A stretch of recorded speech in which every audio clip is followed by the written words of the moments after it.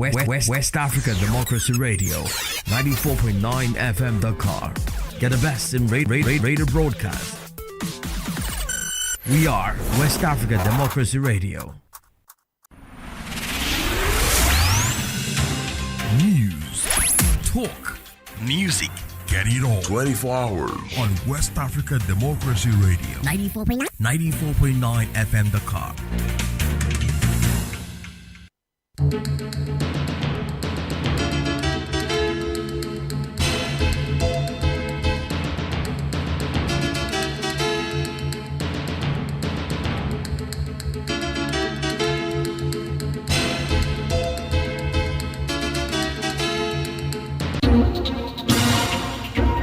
WADR, promoting dialogue.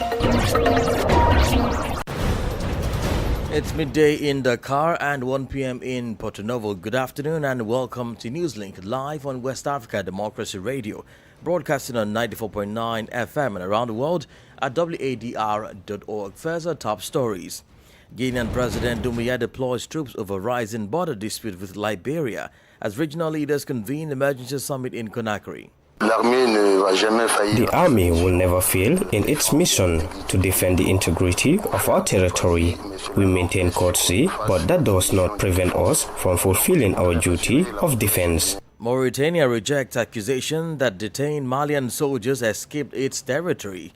Controversy mounts in Ghana over president's use of private jet amidst procurement plans. It is cheaper to Ghana to use his brother's jet than to use the commercial flights. This is wrong. The conflict of interest is glaring, loud, shouting, and is terrible. And Nigerian government unveils ambitious national action plan to overhaul criminal justice system and end prison congestion. Please stay tuned for details of the stories and more. On the news, this is a more edit. Many thanks for joining our broadcast. Tensions in the Mano River sub-region have reached a critical peak as leaders from Guinea, Sierra Leone and Liberia gather in Conakry today for crisis talks. The summit follows President Mamadi Doumbouya's deployment of a military contingent to the Liberian border during the weekend. He charged the military with a mandate to reclaim territorial integrity amid a land dispute. Usman Rao tells us more in his report. The diplomatic atmosphere in Conakry is charged as leaders from the Mano River Union gather to avert a potential military escalation. At the heart of the crisis is a bitter territorial dispute, with Guinea accusing Liberian forces of invading its sovereignty and illegally hoisting the Liberian flag on Guinean soil. The Guinean military command has labelled the move unacceptable. Ibrahima Sori Bangura, chief of the General Staff of the Armed Forces, insists that the army will not cede an inch of national territory. The army will never fail in its mission to defend the integrity of our territory. We maintain courtesy, but that does not prevent us from fulfilling our duty of defense. Therefore, I would like to reassure the Guinean population. First, stay calm, do not resort to confrontation, and let the army do its job. You must be certain that not a single portion of our land will be ceded to anyone. In a show of force on Sunday, President Mamadi Doumbouya personally presided over the departure of a specialized military unit headed for the border town of Guekedu. Their mission is clear: to reinstate the Guinean flag, which the authorities claim was provocatively removed by Liberian soldiers. Despite the military posturing, Guinea's Foreign Minister, Morisenda Kouyate, maintains that the door to diplomacy remains open. Speaking ahead of today's summit, which includes Côte d'Ivoire as a high-level observer, Kouyate reiterated Guinea's commitment to dialogue, provided its borders are respected. There have been some provocations from these brotherly countries. However, we have had the opportunity to see that these fellow heads of state have proposed to come here to Guinea so that we can sit around a table. This is so we can smooth over all these differences within the framework of the Mano River Union. As the leaders meet behind closed doors today, the eyes of the region are on Conakry. The outcome of this summit will determine whether the Mano River Union can return to its foundations of peaceful coexistence or if the sub-region is headed for a protracted border conflict. That was a report by WDL's Guinea correspondent Chena Faima Braude and presented by Usman Umar. Elsewhere in the Central Sahel region, the Malian Armed Forces confirmed that 2 soldiers and the prefect of Jola have successfully escaped their captors after months in detention.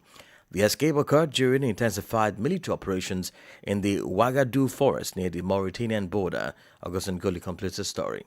In a statement released on Sunday, the Malian General Staff announced that soldiers Mohamed Wangaraba and Mohamed El Maloud Jallo regained their freedom on Friday night. The 2 servicemen had been missing since October 9, 2025, when they were abducted while traveling along the Niger River.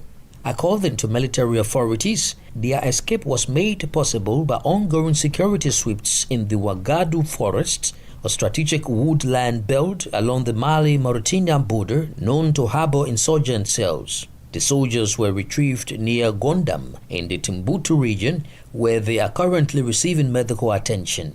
In a separate but equally significant development, the army confirmed that the prefect of Jaula, who was kidnapped in the southwest of the country last February, has also escaped his captors. The senior official successfully reached the town of Tenenku and is reportedly under medical and security protection. While the identities of the specific kidnapping groups have not yet been established, the Chief of General Staff has hailed the resilience of the escapees. He further directed the armed forces to intensify efforts to secure the release of all remaining military and civilian prisoners still held by armed groups across the country. Augustin Curley filed that report. Meanwhile, the Mauritanian government rejects claims made by the Malian army that 2 soldiers held by armed terrorist groups escaped from a refugee camp located on its territory. In a statement released this Monday, Mauritania denounces these accusations as unfounded and offensive, asserting that they were made without evidence or prior consultation through appropriate diplomatic channels. Mauritanian authorities pointed out that the Mbera camp has been hosting tens of thousands of refugees, primarily from Mali, for nearly 30 years. According to the statement, the refugee camp operates under the supervision of the United Nations High Commissioner for Refugees and various international humanitarian organizations. The Mauritanian government urges the Malian authorities to exercise greater rigor in their official communications and to prioritize diplomatic channels when addressing sensitive security matters. Still in Mali, a coalition of NGOs and civil society actors are urging the transitional government to scrap a new 10% levy on humanitarian project funding. Critics warn that the directive could jeopardize life-saving assistance for over 5 million Malians currently facing severe food and security instability. Christopher Teacher completes the story. The coalition of NGOs and civil society actors operating in Mali says the new measures are both restrictive and potentially damaging. They argue that humanitarian programs are already governed by strict international monitoring and transparency protocol defined by global partners. According to these organizations, an additional 10% tax would directly reduce the resources available for life-changing interventions. Aminata Toure, spokesperson for the National Council of Civil Society, explains the implications for the most vulnerable. As associations, foundations and NGOs, we contribute to local development. A 10% reduction in the budget means less assistance to vulnerable people for their needs, such as healthcare, food security, access to drinking water, and protection, among others. So, these are needs that risk being deprived. There's already very little intervention at the local level because partners are almost no longer in Mali. While the organizations acknowledged the government-state goals of increasing transparency and accountability, they are calling for an immediate dialogue. Their primary objective is to persuade the transitional authorities to abandon the tax, which they describe as burden on benevolence. We have conducted research, and in some countries, they have even adopted a 1% rate, and it didn't work. So, we believe that 10% is too much, And it's not even normal for us to contribute. We are already contributing. What civil society organizations are doing on the ground is immense. So we believe that they should drop it, and that together we try to reflect on other parts to find the internal means and resources necessary. This controversial decision comes at a critical time for the Sahelian nation. Currently, an estimated 5.1 million people are in urgent need of humanitarian assistance, with the 2026 Humanitarian Response Plan aiming to reach nearly 4 million people. Many fear that this new fiscal policy may underestimate the very progress the state seeks to protect. Our Bamako correspondent Aliu Cham's report there, and voiced by Christopher Aticho. More stories coming up on West Africa Democracy Radio. Newslink continues. Well, back in Senegal, custom officials arrested 3 suspects in the Fatick region following the seizure of counterfeit banknotes valued at over 1 billion CFA francs. The network was reportedly planning a massive money laundering operation involving a neighboring country. Sangli Janko tells us more in this report filed in by Aziz Adam Soleil. The major haul was part of a targeted initiative dope operation crackdown aimed at dismantling counterfeit currency rings operating within Senegal's central corridor. In a statement released this Sunday, the Kaolack Custom Subdivision confirmed the seizure of 695 $100 bills and over 2,900 500 euro notes, all of which were found to be counterfeit. According to the soldiers of the economy, the criminal network was in the final stages of a massive money laundering scheme involving a neighboring country. The breakthrough came after a sophisticated surveillance operation led by the Kaolack Mobile Brigade and the Kir Musa Customs Post. The operation culminated in the town of Jofio in the Fatick region, where 3 individuals were caught in possession of the incriminating notes. All 3 suspects are currently in custody and are expected to be arraigned before the Kaolack Prosecutor's Office today. This latest success comes just days after a similar operation in the same region netted 730 million CFA francs in fake currency. Senegalese customs authorities say they remain resolute in their mission to combat economic sabotage and are intensifying ground operations to track down the remaining cells of this regional counterfeiting network. Sangli Janko with that report. Meanwhile, Senegalese Prime Minister Ousmane Sonko is mobilizing his own allies into a coalition. On Saturday, Sonko held a meeting with the leaders of the APTER coalition and announced that the PASEF National Council would soon be held under his chairmanship. The meeting came less than a week after President Bashir Diomaye Faye met with members of the Diomaye Faye President Coalition. Several members of the government were seen at Sonko's gathering, including Déthié Fall, Minister of Infrastructure, Sheikh Tidiane Dièye, Minister of Water Resources, and Moustapha Guirassy, Minister of National Education, all 3 considered allies of PASTEF. These mobilizations come amid a reported rift between the Senegalese president and his prime minister. Despite these issues, Prime Minister Sonko and President Diomaye Faye have repeatedly reaffirmed their willingness to work together within the framework of their respective responsibilities without publicly questioning their cooperation at the highest level of the state. Now, away from Senegal, a heated debate has emerged in Ghana over President John Mahama's use of his brother's private aircraft for official state travels. While the presidency maintains that the arrangement saves costs, the opposition and civil society are raising concerns over security and potential conflicts of interest. WDL's Accra correspondent Nadi Detete reports. The controversy centers on President Mahama's reliance on a jet owned by his brother, Mrs. Mogul Ibrahim Mahama. The governing National Democratic Congress, the NDC, argues the arrangement is a pragmatic way to manage travel expenses in the interim. Here is the NDC's Deputy National Communications Officer, Godwin Akogan. I can tell you all sincerity that it is cheaper to Ghana to use his brother's jet than to use the commercial flights. And what we have promised is never to pay for a private jet and fly on that. Is that what is holding you back? Even if you're able to get a private jet that is not as costly as what the previous administration was taking, you're not going to use it? Once it's a commercial jet, the cost will be higher than using your brother's own. However, the defense hasn't silenced the critics. Kofi Bentil, vice president of the think tank Imani Africa, argues that the implications go far beyond the national budget. This is wrong. The justification of saving money is wrong. The security issues are serious. The conflict of interest is glaring, loud, shouting, and is terrible. And it makes the president lose his moral authority to check his people when they are taking jets of their friends to do government business. Meanwhile, Executive Secretary to the President, Dr. Callistus Mahama, says the presidency acknowledges the concerns raised by the public and remains committed to rebuilding trust under the administration's reset agenda. He says government is already working to strengthen Ghana's presidential air transport capacity, with plans to add new aircraft to the fleet by November, including one dedicated to the president's travel. According to him, the move forms part of a broader retooling of the Ghana Armed Forces aimed at improving the country's operational capabilities, including air transport for official duties. The presidency maintains that once the aircraft is acquired, Ghana will rely fully on state assets for the safe and efficient transportation of the head of state. For WADR, Nadidi Tete, Accra.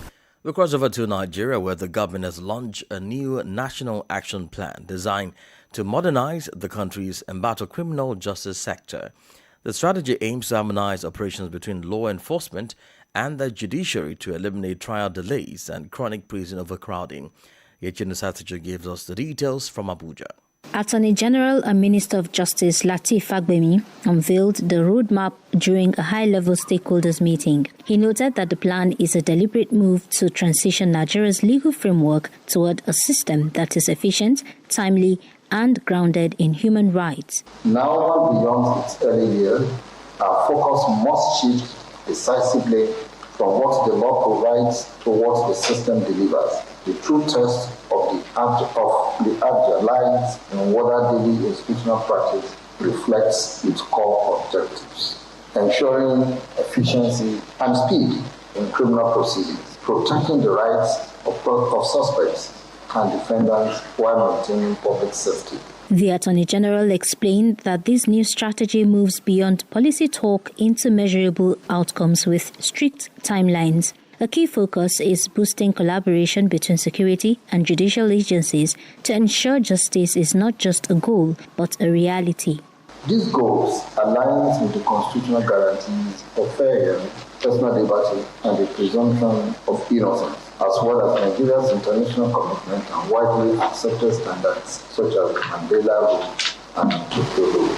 The plan builds on existing reforms, including the new criminal justice reporting portal and electronic filing systems now operational in FCT magistrate courts. These digital tools, alongside expanded duty solicitor schemes, are designed to drastically reduce unlawful detentions and speed up the wheels of justice. For WADR, Yechin Satija in Abuja. We turn to Liberia, where renowned financial economist and political activist Samuel Jackson is the principal suspect in the death of his South African wife, Toni Jackson. The announcement made by the National Police during the weekend follows intense public scrutiny triggered by Mr. Jackson's own social media updates regarding his wife's death. WDR's Monrovia correspondent Abraham Parker reports.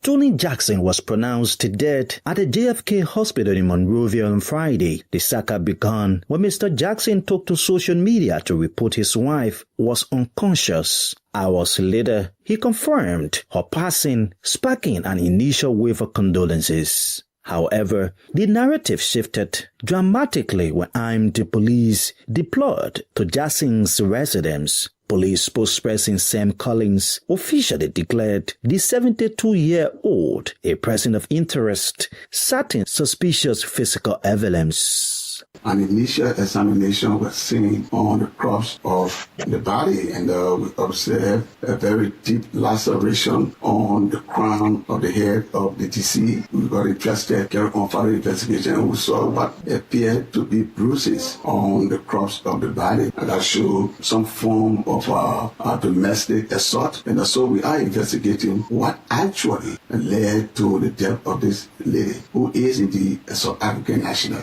In his defense, Samuel Jackson maintains his innocence. He asserts that his wife had a long history of seizure, which likely led to her death, dismissing police suspicions of foul play as unfounded. I went into the room. I see my wife lay down on the edge of the bed like this, in a pool of blood. They did some tests on her. Then they found that she had a brain injury, like a fall to the head or something like that. The case has ignited a firestorm of debate across Liberia, with social media platforms flooded by conflicting opinions and speculation regarding domestic violence. As of Saturday, police upgraded Jackson's status to a prime suspect. A full investigation report and potential charges are expected to be announced today, Monday. For West Africa Democracy Radio, I'm Abraham Parker in Monrovia. You're listening to Newslink on West Africa Democracy Radio 94.9 FM Dakar and online at wadr.org. Here is a reminder of our top stories. Kenyan President Doumbouya deploys troops over rising border disputes with Liberia as regional leaders convene emergency summit in Conakry. Mauritania rejects accusation that detained Malian soldiers escaped its territory.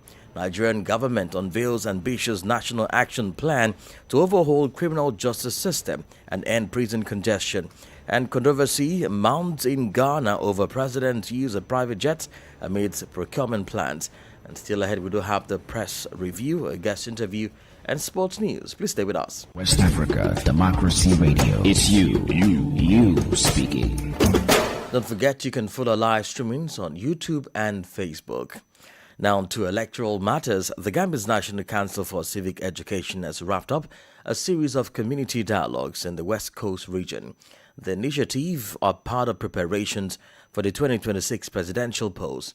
It was an initiative focused on fostering political tolerance and shared values. From Banjul, Sang Donamendi reports. Between March 10th and 14th, over 500 influential voices from the Upper, Central, North Bank, Lower River and West Coast regions gathered for a series of intensive dialogue cycles. The focus was clear, identifying the shared values that unite Gambians and defining the role leaders must play in fostering tolerance. Speaking at the closing session, the chairman of the National Council for Civic Education, Mamadou Esise, emphasized that these grassroots conversations are the bedrock of national stability. Whether you are a political actor, a community leader, or a youth advocate, you have been called here because you hold the keys to the peace of your community.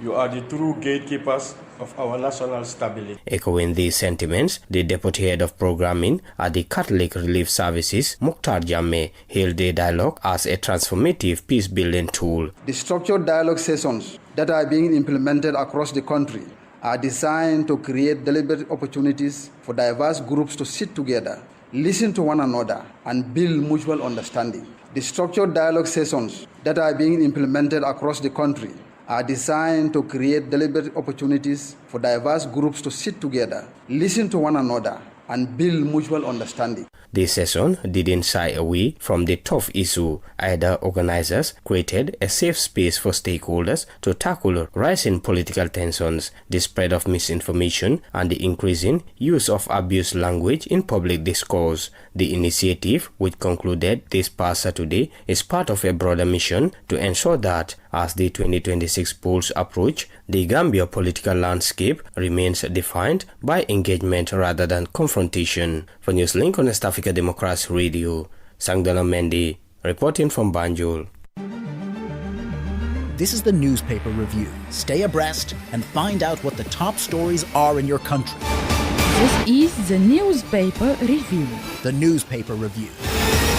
We head back to Nigeria as we join HNU Sasich in Abuja for the press review. Greetings. We begin with Vanguard. 3.726 million Nigerians now in 3,900 camps over insecurity. Criticism of Tinubu's policies driven by ignorance, says Information Minister. And now to the Nation newspaper. Federal government uncovers foreign firms' blackmail plot during Tinubu's UK visit. Tinubu backs media's fight for fair revenue from big tech.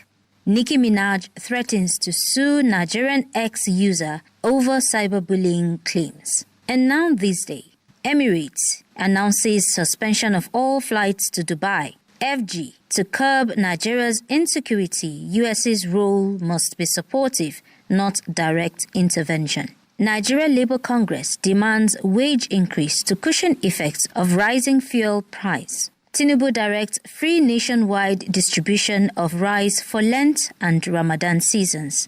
And lastly, in Punch, US probes Nigeria, others in labor rights crackdown. Kwara records Nigeria's lowest under 5 mortality rate in 2024, says Governor Abdulrazak. And in sports, FIFA sanctions Nigeria, DR Congo over World Cup playoff infractions. And Jordan confirms Turkey for Nigeria friendly. And that's it on Press Review. Back to you in the studio. Many thanks, Yechinu. Politics, analysis on major news, social matters, and all. This is A Guest. The guest interview focuses on rising tensions in the Wadr River sub-region, which have reached a critical peak as leaders from Guinea, Sierra Leone, and Liberia gather in Conakry today for crisis talks. The summit follows President Mahamudu Buhari's deployment of a military contingent to the Liberian border during the weekend. It charged the military with the mandate to reclaim territorial integrity amid a land dispute. Our guest is Sam Sayong, a regional security expert who shares his insight into the situation. What's happening right now at the various borders, besides the situation at the Solamba border, there are other situations happening with the border between Guinea and Sierra Leone. This is a dangerous precedent. If care is not taken, this kind of situation can degenerate into a conflict between the various Mana Rivers basin countries. I think the people of Guinea or the government of Guinea are attempting to redraw the boundary lines. And you can't do that. You cannot draw the boundary lines just on your own without letting the other government know about it. You know, border situations always have a huge security implications. When these boundary situations taking place, people observe it. We are also told, not to the public, that Guinean government also doing similar thing with Mali. I think doing these things, if the intent was well, the authorities in those countries should have been put on notice, letting them know that they intend to re-examine, re-evaluate, recheck the border lines to ensure that they have a land in your country, or they believe that some portion of the land are in that country. They will go and reclaim it. Does the Guinean government require approval, or does it need to consult its neighboring countries before deploying its military to secure its surrounding borders? Well, you don't need a permission to deploy your troop because it's your troop. But the fact that you are making huge deployment along the border with the other country, that is an indication of an intent. You know, in law enforcement, when crime is committed, two things have to be present. One is intent, the second is opportunity. So if you have the desire and the opportunity, those two have to be present. You got to have an intent. Why are you deploying right now? So this deploying is not only serving to deter someone, it's an indication that you have an intent. That's why we should avoid those boundary lines being drawn for more than 100 years. You know, Liberia was the first independent country. Right now, trying to redraw a boundary line, that is not a good intent. What could be the intent that you're talking about? Well, you got to have an intent before you make an action. Why is it deploying? Liberia got porous border with Guinea. Guinea also porous border with Liberia and Sierra Leone. There has never been at any moment where huge deployment were made. What I know usually happens when there is election in either of the country, security forces will do what we call confident patrol. This patrol will not be deployment in a particular part of the border, but will be patrol along the border, indicating that no one from that country or from your country will attempt to cross and interrupt that country elections. These are corporations. This deployment comes just some hours to a meeting that the ECOWAS Commission has planned to ensure that its assessment mission, the ECOWAS assessment mission, meets with the various governments within the Mano River Union. But what do you make of the intervention? Too late, but better late than never. That was Sam Sayong, a regional security expert. And in sport, FIFA has sanctioned Nigeria and the Democratic Republic of Congo following fans' misconduct during their 2026 World Cup qualifying playoff match in November. According to FIFA's disciplinary report, both teams breached the governing body's rule due to the behavior of their supporters during the match, which DRC Congo won on penalties. And that's it on this edition of Newslink on West Africa Democracy Radio 94.9 FM Dakar. Thank you for listening, and many thanks to Ismaila Kamara and Sheikh Njai for the technical support. I am Imo Edet. Good afternoon. And many thanks to you for listening to Newslink via Hot 104.3 FM, Hilltop Radio 104.7 FM, and Veritas Radio 102.9 in Banjul, the Gambia. We also appreciate our listeners in Liberia via Alternative Youth Radio 98.9 FM, Lofa County, Radio Kagama 94.5 FM, Niba County, DCN Radio 91.3 FM, Riverside County.